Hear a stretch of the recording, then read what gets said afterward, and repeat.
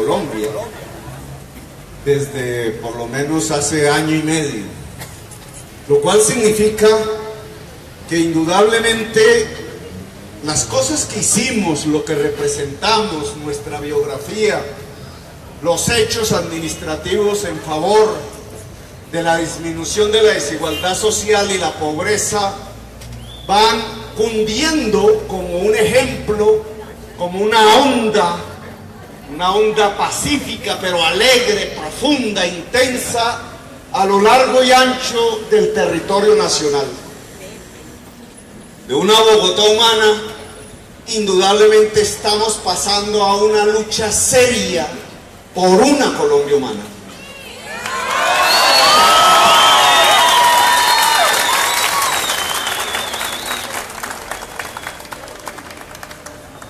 Una Colombia humana que, en mi opinión, cada vez es más necesaria. En los actuales momentos, Colombia vive una especie de encrucijada. Prácticamente es en el año 2017, 17 años después, cuando estamos entrando en realidad al siglo XXI. Anclados estábamos en la violencia, en la guerra fratricida, en una especie de descomposición social, ética y política, gracias a una violencia que no cedía terreno, a una violencia que iba matando centenares de miles de personas, la mayoría humildes, en todos los territorios de la nación, e indudablemente en uno de los territorios más importantes, el Cauca. Una violencia que nos anclaba al siglo XX y yo diría al siglo XIX. Al siglo XX bajo ideologías que tenían que ver con la Guerra Fría,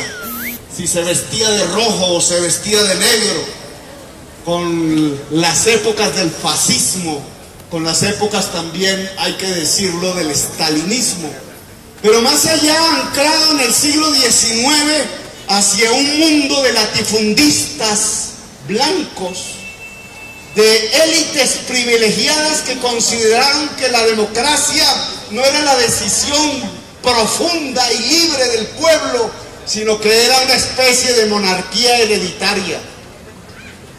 Los apellidos se fueron sucediendo los mismos. Los Valencia, me disculpan que no se apelliden así en este momento, pero me refiero a ese tipo de linajes aristocráticos o pseudo aristocráticos que anclaron a Colombia en el feudalismo y que finalmente fueron la verdadera cuna de la violencia. Los Lleras, los Santos, ustedes lo dicen, apellidos que si uno se va hacia atrás terminan, incluso como en el caso del apellido Lleras, participando en uno de sus antepasados en el intento de asesinato de Simón Bolívar. Si uno se va más atrás, finalmente no encuentra el tal linaje azul, no encuentra los títulos de la aristocracia, simplemente eran personas iguales a nosotros, pero por su usufructo del poder determinaron quedarse con él, monopolizarlo, heredarlo y condenar a la mayoría nacional a la exclusión, a la pobreza en muchos de nuestros territorios, a una de las más absurdas desigualdades sociales que existen en todo el planeta Tierra, aquí en nuestro rincón, aquí también en el Cauca.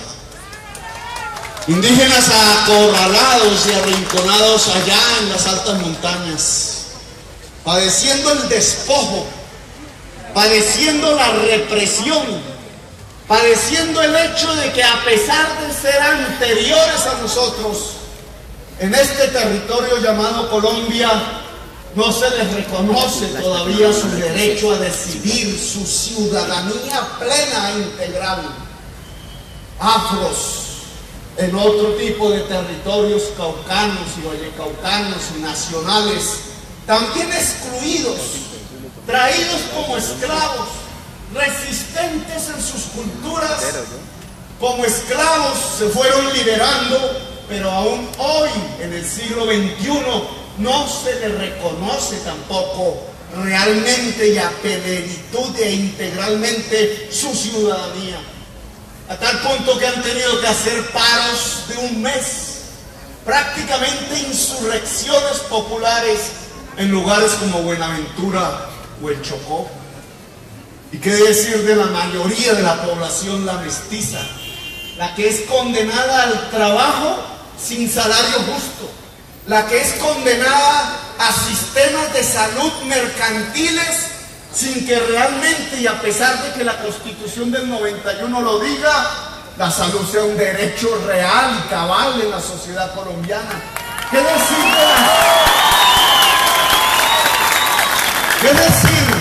de las pensiones para este pueblo mestizo, diverso, rico en su propia diversidad? Algunos de nosotros, los que no tenemos pensión, los que de alguna manera u otra reciben, yo no, estoy embargado por 80 millones de dólares, un salario, ¿pueden realmente hacer un cálculo en las actuales condiciones acerca de que se le va a garantizar, a pesar de que está ahorrando muchísimas veces en bancos privados, su derecho a la pensión? Podemos decir con certeza, dadas las estadísticas, ayer el gerente del gremio de los banqueros que se dedican a captar los recursos pensionales a través de los fondos privados de pensiones decía: ¡qué maravilla! Llegamos a 208 billones de pesos en manos de los banqueros más ricos, el ahorro de trabajadores y trabajadoras. Pero podría ese señor decirnos que de ese dinero realmente, además de permitir palancas de control político, de poder y económico en manos de los hombres más ricos de Colombia, va a garantizar una pensión a los 14 millones de personas que en todo Colombia cotizan a través de su trabajo a ese tipo de fondos? Podemos decir con certeza que el sistema económico colombiano, que hay que hablar de economía también, porque ahí es donde nace la posibilidad del puesto de trabajo, destinado casi que exclusivamente a la exportación de carbón, de petróleo, de carbón y de petróleo, usando el agua que necesita la gente, la agricultura, la producción de alimentos como chorros de gran velocidad y gran presión para poder sacar más carbón, más petróleo. ¿Será que ese tipo de economía, que hoy está llegando a una crisis profunda por la caída internacional de los precios, puede generar los puestos de trabajo, los millones de puestos de trabajo que necesita la sociedad colombiana para poder prosperar? Hay un mundo que está desapareciendo en Colombia con el siglo XXI. No desapareció en el año 2000, nos atrasamos. Está desapareciendo en el año 2017. El mundo de los apellidos hereditarios del poder, el mundo de la clase política tradicional cada vez más descompuesta, que se roba hasta las monedas que dejan las mamás de ellos mismos en las salas de sus casas. Una descomposición absoluta, que en lugar de mostrar su fortaleza, lo que están mostrando es su profunda debilidad. Ayer nomás el fiscal anticorrupción Gustavo Moreno, Luis Gustavo Moreno, militante de Cambio Radical, puesto por Néstor Humberto Martínez como el fiscal anticorrupción, era solicitado en extradición por una justicia extranjera dado que esa justicia extranjera sí logró lo que nuestra justicia no hizo, encontrarlo en los procedimientos de cobro de sobornos y comisiones para sacar en libertad a los más corruptos de Colombia y en cambio para tratar de condenar a gente inocente que no se deja extorsionar, que no quiere hincar la rodilla para apoyar los apellidos hereditarios en Colombia. Esa clase política tradicional que alguna vez tuvo alguna importancia hace 2 siglos, que se ha venido descomponiendo, es la que se ha aliado con los ejércitos privados del narcotráfico en muchas de las regiones de Colombia. Es la que ha producido que en muchas de las regiones de Colombia la población viva bajo dictaduras, sin libertades, sin derechos, al arbitrio de algún señor de la guerra que decide si debe vivir o debe morir, donde la Constitución del 91 no se aplica, es letra muerta, pero en donde sí es realidad el gran poder de los fusiles y el gran poder mucho mayor del dinero untado de cocaína y narcotráfico. Una clase política que desde hace 20, 30 años se financia de esos recursos y con esos recursos compra los votos de los pobres más pobres para poder obtener millones de votos y así perpetuarse en el poder, pero cada vez más descompuestos, cada vez más incapaces. Incapaces es la palabra con que se pueden definir, porque no solamente se ligaron a esos ejércitos del narcotráfico, no solamente oradan el erario, se roban hasta el último peso, no entregan los dineros que necesitan los niños que se están muriendo de hambre en La Guajira, los capturan en el camino y se los echan al bolsillo, no entregan los dineros que necesita la gente para sus servicios públicos, para sus obras fundamentales, para la construcción de la educación pública en Colombia. Una clase política a la cual podemos llamarla incapaz, porque ya en este momento, después de 20 años, no solamente de vivir de la violencia, no solamente de vivir de la cocaína y sus recursos, no solamente de vivir del petróleo y del carbón y de sus rentas, ahora es incapaz, dado que ese mundo se va desbaratando, el de la violencia, porque se acaba la guerra más larga de Colombia, el del narcotráfico, porque pueblos cada vez más avanzados deciden cambiar la política de guerra y transformarla en una política racional que ayude al consumidor, que ayude al ciudadano, que separe al campesino de los narcotraficantes y que separe a la juventud popular de los jíbaros en los barrios populares, mitigando y disminuyendo el daño. Un mundo del petróleo y del carbón que en virtud de un capitalismo voraz que los ha transformado en su principal fuente de energía mundial, al evaporarse en forma de residuos,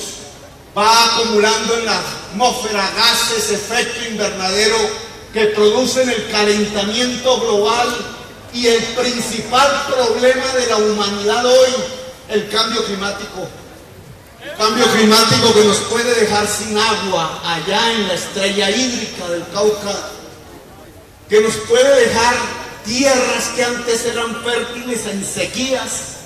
que puede producir, como ya lo vimos en Mocoa, catástrofes que la prensa dice son naturales, pero que no son naturales, son el producto de un consumo exagerado de las capas más ricas de la humanidad, ubicada geográficamente en los Estados Unidos, en Europa y en el Japón. Aquí el campesino sufre las consecuencias, aquí el indígena sufre el hambre que produce el cambio climático, aquí las sociedades de las ciudades empiezan a sentir que su recurso fundamental para vivir, el agua, está en peligro y está en cuestión.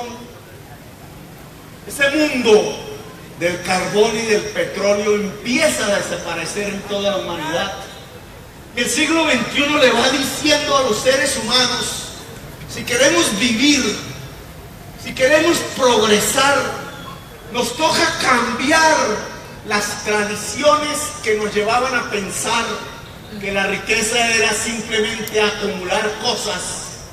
o que las sociedades tenían que dividirse entre los pocos que tienen cosas y cada vez más cosas, y la inmensa mayoría que se va quedando incluso sin el alimento fundamental del ser humano, que es el saber y la educación,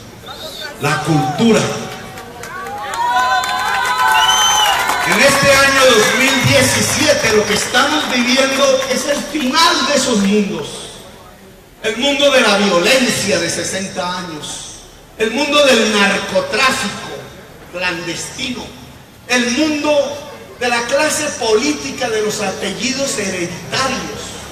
el mundo de tratar de vivir de la renta del carbón y del petróleo. Y en esa crisis, ante esos mundos que desaparecen, surge la gran pregunta y el gran interrogante: ¿dónde está la alternativa? ¿En qué consiste la alternativa a esos mundos que van desapareciendo y que los pueblos de Colombia deben definitivamente enterrar sin violencia para empezar a construir de verdad el siglo XXI? Un siglo XXI que nos está demandando otros retos. El reto de la equidad y la igualdad social, la justicia social. Un mundo en donde la riqueza pueda incluir a su propia sociedad. Un mundo que no excluya por las diferencias, ni del color de la piel, sea blanco, sea negro, o sea café con leche como el mío, ni por las diferencias culturales, provengan esas culturas de épocas precolombinas o provengan esas culturas de creaciones contemporáneas de la juventud en el barrio popular. Un mundo que se tiene que construir a partir de la colectividad de los cerebros, independientemente de qué religión tiene el dueño del cerebro, de qué sexo tiene la dueña del cerebro, de qué color de piel existe rodeando el cráneo que guarda el cerebro humano. Esa acción colectiva de los cerebros, que es el saber y la cultura, es lo que permite desarrollar una sociedad, y que sociedades inequitativas, excluyentes, lo único que hacen es reducir el potencial del cerebro humano al no incluirlo en la construcción colectiva del presente y del futuro. El siglo XXI le demanda a la sociedad colombiana dar el salto de la justicia social. Y el salto de la justicia social tiene una serie de políticas concretas a las cuales hemos renunciado, pero que a partir de estas jornadas tienen que resucitar, tienen que volver a vivir y tienen que volverse banderas colectivas de la sociedad. La justicia social demanda una educación pública de calidad que sea derecho para la totalidad de la juventud y la sociedad colombiana. Eso implica presupuestos crecientes. Ya vimos en el paro de maestros que acaba de pasar cómo la discusión central al final tiene que ser cuál es la financiación de la educación pública en Colombia. La Constitución del 91, en el tiempo de la Asamblea Nacional Constituyente de 1991, ordenó que un porcentaje cada vez más grande año tras año de los ingresos corrientes de la nación, léase, de los impuestos que se le pagan al Estado, tenían que gastarse en la educación pública. Le pareció a la clase política de los apellidos hereditarios que eso era mucho, que eso se llamaba populismo, que eso no convenía en tiempos de libre mercado y neoliberalismo. Y el presidente Pastrana, hoy famoso por su coalición, ordenó al ministro Santos, porque en ese momento Santos era pastranista, que lograra que el Congreso de la República aprobara una reforma constitucional que limitaba ese crecimiento de los recursos de la educación que había ordenado la Asamblea Nacional Constituyente, y que parte entonces de los recursos que llamaron liberados, como si sacar plata de la educación fuese liberar un pueblo, cuando en realidad es esclavizarlo en la ignorancia, se fue a financiar con créditos subsidiados en sus tasas de interés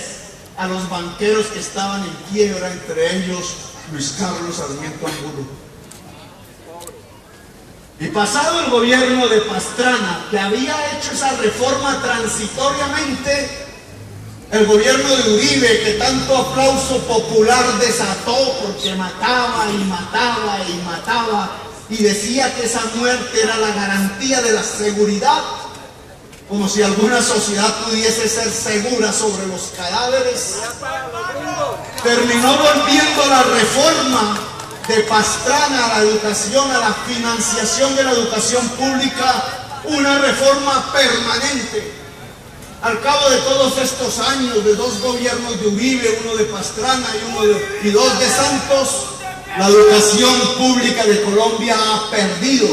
si hiciéramos el cálculo de lo que ordenaba la Asamblea Nacional Constituyente, 87 billones de pesos. Una parte destinada a salvar banqueros y la mayor parte en los tiempos de Uribe destinado a una guerra fratricida, como si una sociedad pudiera avanzar y desarrollarse y abrazar el siglo XXI usando los recursos que tenían que ser para libros, ciencia, sedes universitarias, apertura de cupos de la educación superior a la totalidad de nuestra juventud, como si esos recursos nos fueran a liberar y a desarrollar si los gastábamos en los tanques de guerra, en los helicópteros, en las bombas que por cientos cayeron en el territorio del Cauca. Como si la muerte fuera una política de desarrollo social, como si la muerte pudiera realmente construir una nación y no destruirla, como si la cantidad de la muerte pudiera ser el cemento que realmente construyera la unidad nacional, no el partido, sino la unidad de una nación llamada Colombia, como si la muerte fuera un futuro real para una sociedad. Así sacrificaron la educación. El siglo XXI nos demanda intensivamente saber en la sociedad. No se puede producir en este mundo de hoy, no se puede crear ni arte, ni música, ni poesía, ni literatura, ni construir los nuevos materiales, la nueva ingeniería, la nueva investigación científica. No se puede hacer ni siquiera panes y calados si no hay un saber. Y si ese saber no está en la sociedad, cuando nuestra clase política renunció al saber para ellos mismos, porque son incapaces de pensar ya este país, pero además le impuso la renuncia del saber a la sociedad entera, recortando en 87 billones hasta la fecha los recursos de la educación pública, lo que hizo fue condenar precisamente a la sociedad a no tener las posibilidades de la producción, del trabajo, del poder ser lo que cada persona quiere ser. Por eso nuestros profesionales manejan taxis, por eso encuentra uno los ingenieros de Colombia sirviendo café, en los restaurantes de Nueva York o de Miami. Por eso encontramos a nuestras mujeres jóvenes que salieron del bachillerato ante la ausencia y la posibilidad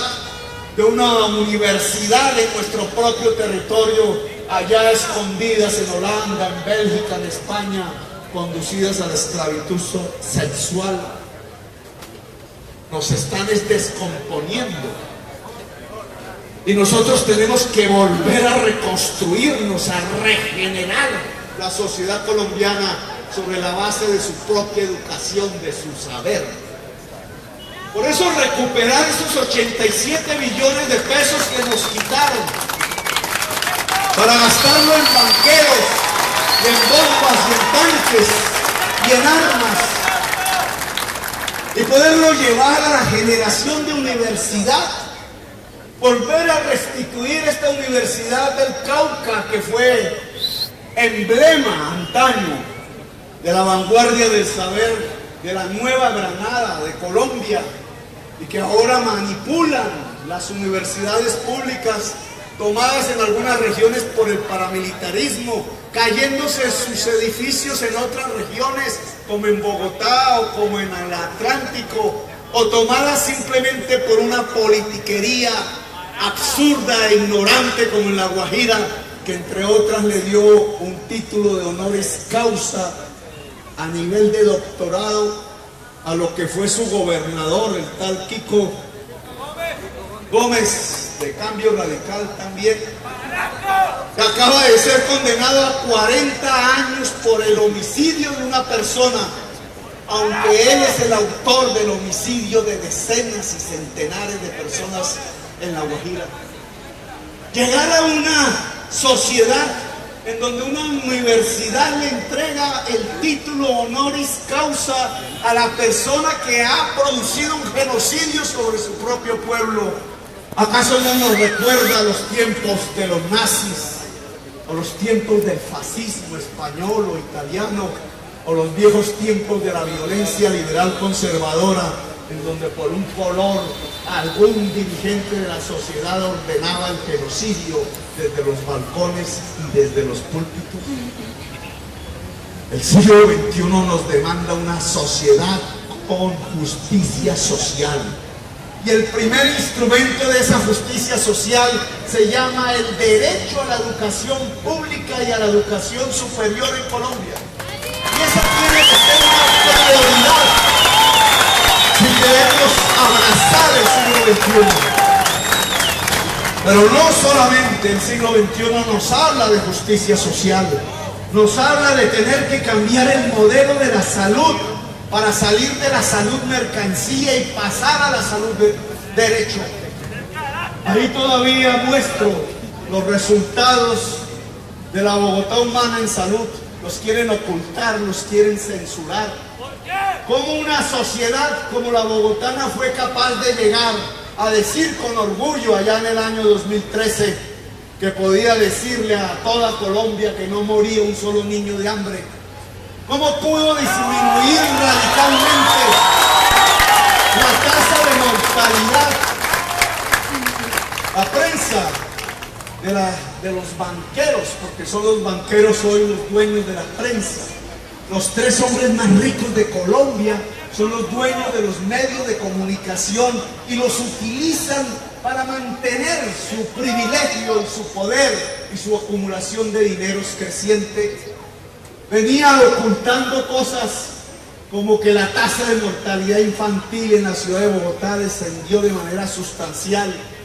Le dicen a las clases medias: oiga, ¿qué caos hicieron en Bogotá esos que llaman gobernantes de izquierda o gobernantes populistas o gobernantes progresistas? Cuando uno coge las estadísticas del DANE y se va para allá del año 2002 y mira la estadística de pobreza multidimensional, encuentra que el DANE decía que la mitad de la población bogotana en el 2002 estaba en pobreza multidimensional, el 50%. Cuando uno recoge la estadística del 2015, mi último año de gobierno, la misma del DANE, y va a averiguar cuál es el porcentaje Encuentran ustedes, y lo pueden hacer por su propia cuenta, que el nivel de pobreza multidimensional en Bogotá en el año 2015 es del 4.7%. Podríamos criticar muchas de las políticas públicas implementadas en esa década larga de Bogotá, pero el hecho de que se haya reducido la pobreza del 50% al 4.7% significa que se hizo algo sustancial en la misma década larga, mientras Bogotá reducía sustancialmente sus niveles de pobreza y reducía un poco más débilmente sus niveles de desigualdad social. Los gobernantes nacionales del mismo periodo, los Uribe y los Santos, y sobre todo los Uribe, mostraban una estadística dantesca de crecimiento del número de víctimas de la violencia, que se cuenta por millones en Colombia hasta alcanzar una cifra de 7.5 millones de personas, el desplazamiento interno más grande del mundo y el segundo desplazamiento humano de toda la humanidad. A nosotros nos critican, nos censuran, porque redujimos la pobreza del 50 al 4%. Y en cambio alaban y consideran buenos gerentes, y la prensa aplaude y magnifica la labor de unos gobernantes que lo que hicieron fue subir espectacularmente las cifras de las víctimas de la violencia en Colombia, la mayoría de ellas víctimas por el despojo de sus tierras que esta clase política tradicional hizo para quedarse con ellas. La justicia social implica una transformación del agro. En buena parte del territorio nacional, el municipio pequeño y mediano se queda sin juventud, que se va, envejece. Sus parques se llenan de ancianos y ancianas que ni siquiera tienen una pensión y recuerdan sus épocas de antaño, algunos incluso alcoholizados, sin perspectivas, municipios moribundos, mientras los rodean grandes extensiones, en el caso del Caribe colombiano, de tierras fértiles pero sin producción, y en el caso del Valle del Cauca, de un monocultivo en manos de 10 familias. Nosotros creemos realmente que así ese agro puede asumir la responsabilidad de alimentar a Colombia en tiempos del cambio climático y del agotamiento del agua. Creemos realmente que con un latifundio improductivo se puede industrializar a Colombia. ¿Acaso la alternativa para reemplazar el carbón y el petróleo hoy en crisis, en donde no se ha necesitado el saber y el trabajo humano para saber que en el subsuelo existía carbón o petróleo, porque es un asunto del azar, de la geología? ¿Acaso el reemplazo no tiene que ver con la agricultura, la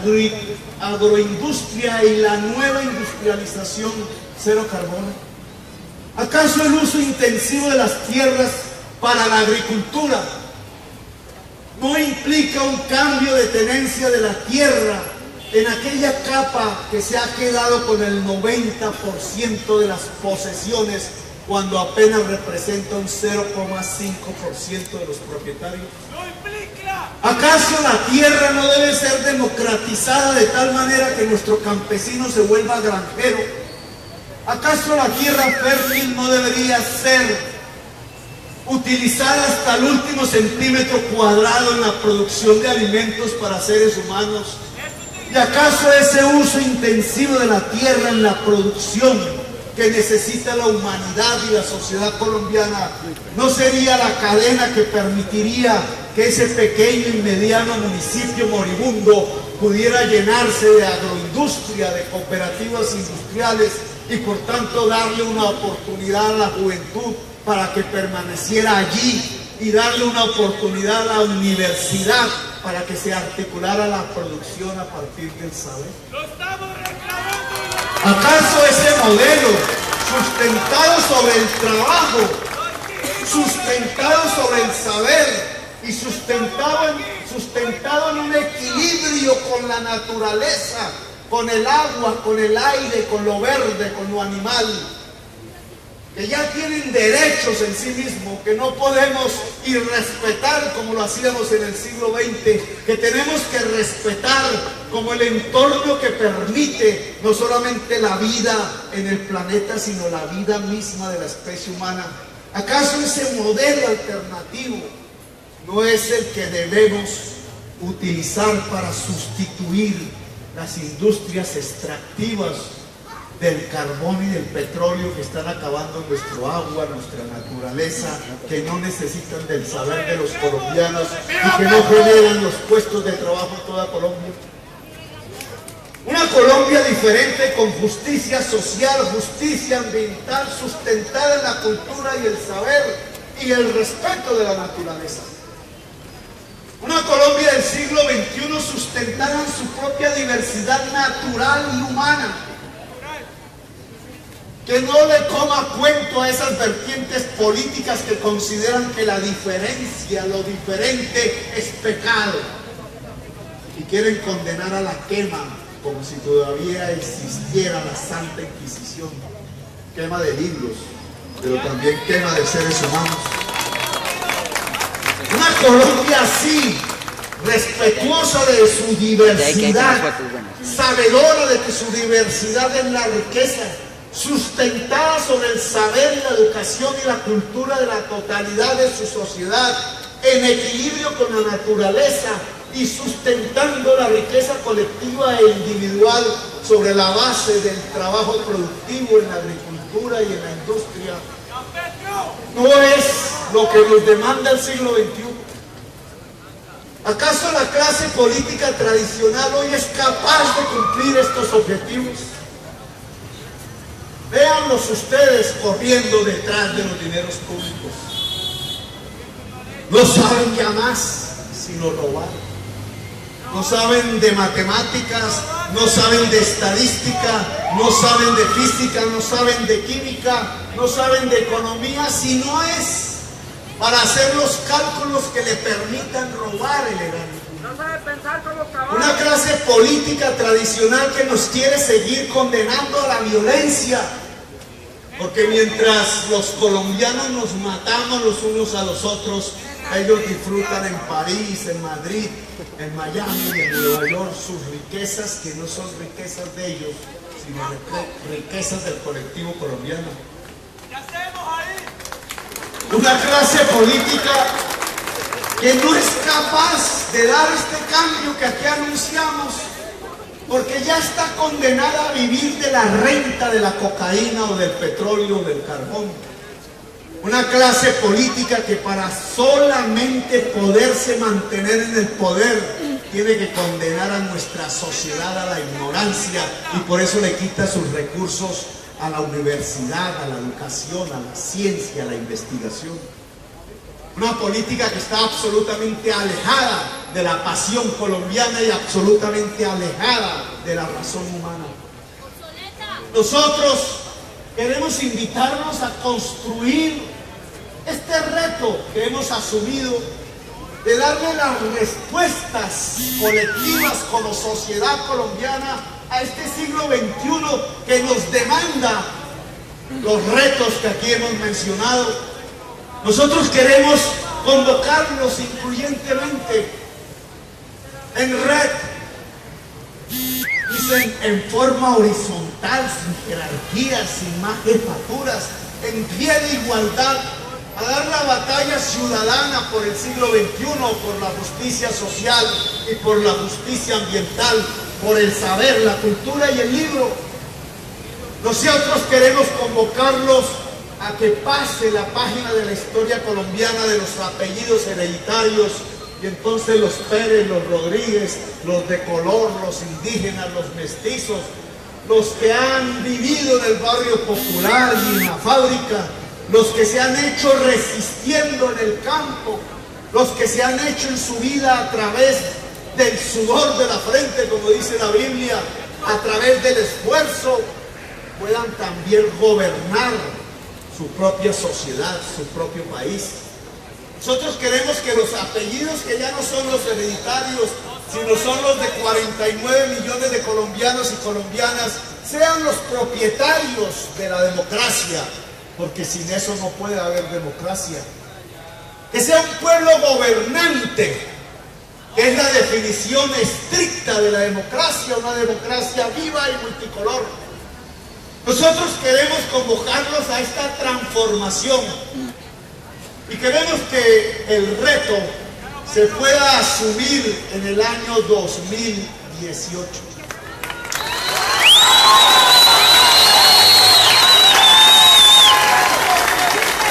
No podemos hablar aquí de campañas electorales,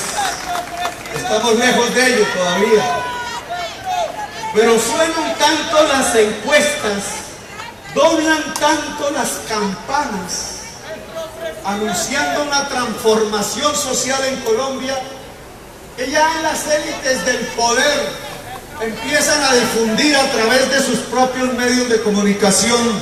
que Petro no puede ser condenado, sí, candidato. Me ponen multas de 80 millones de dólares, de 230 millones de dólares, por el simple hecho de que no dejamos subir las tarifas del transporte público de Bogotá. Como si eso fuera un crimen, como si plantear un metro en la modernidad del siglo XXI fuera tan dañino. Lo único que es dañino es que le hace daño a los negocios de unos cuantos particulares. Y ahora nos van a poner 230 millones de dólares además, porque hicimos subir las utilidades de una empresa pública, la empresa de energía de Bogotá, y no la vendimos, que era lo que querían. Porque demostramos de alguna manera a la sociedad, no solamente allá de esa ciudad, sino al país, que si se hacen las cosas bien y con excelencia, una empresa pública puede dar más rentabilidad,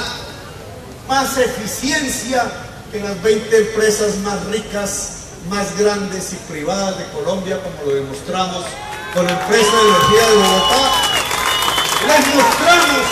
que tenían una gran mentira, que decían por todos los rincones que si no se privatizan las empresas de servicios públicos, entonces serán ineficaces y se las robarán. Ahora vemos allá la AAA en Barranquilla cómo se robó 1 billón de pesos de los usuarios del Caribe colombiano, dinero que fue a parar a las arcas de los partidos de derecha de España y de los principales dirigentes de esa monarquía, porque no han sido capaces aún como nosotros de construir una república, llenándose los bolsillos y los patrimonios particulares a partir de una empresa privatizada con asiento en la ciudad de Barranquilla, sobornando a su alcalde, el señor Char. La prensa se silencia porque saben que Char es el principal financiador y político de Vargas Lleras, y la prensa de los banqueros quiere que Vargas Lleras, el del apellido hereditario, sobrino nieto de presidente, como lo es Juan Manuel Santos hoy, sea el presidente de Colombia. Un sobrino nieto de presidente entregándole la banda presidencial a otro sobrino nieto de presidente, y todavía dicen que esta es una democracia.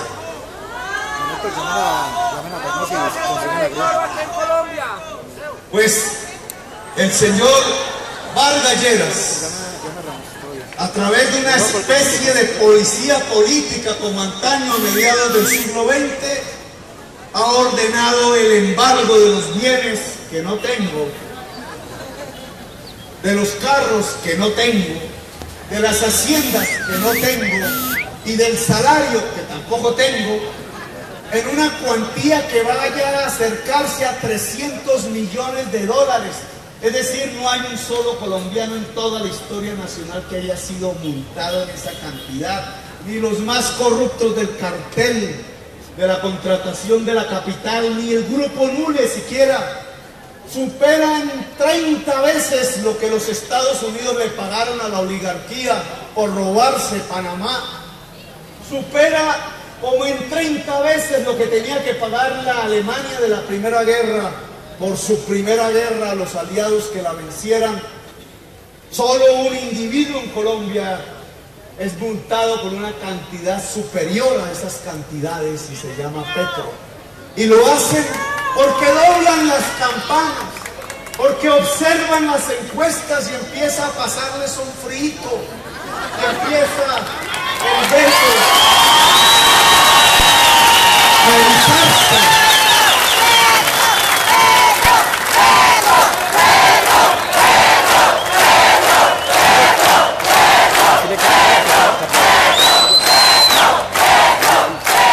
Y esa piel de gallina que empieza a curtirles los brazos y el pecho y los muslos y las piernas, y ese sudor frío que recorre, entonces quieren calmarlo a partir de pensar que arrinconando a Petro económicamente, como si yo no hubiera pasado incluso por las montañas del Cauca, hambre,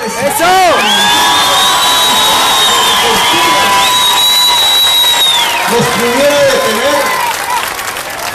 Y después entonces sacan en sus medios, ojo, Petro es como Maduro, va a hacer lo mismo que Maduro en Colombia. Y entonces empiezan a decirle al señor de la panadería o a la señora propietaria de su casa, bonita con sus geranios,